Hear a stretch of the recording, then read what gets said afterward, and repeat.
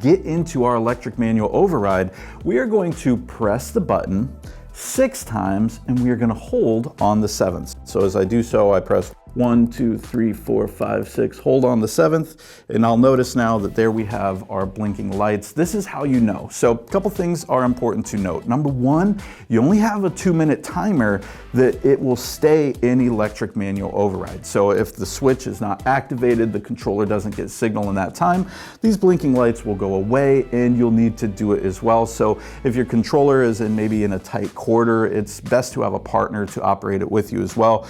When you're done with electric manual override, you can press and hold the mode button for 1 second, and this will turn it off as well. But as we can see here in electric manual override, my slide runs well, everything is going good. This would be a great time to get the slide unstuck or retract it.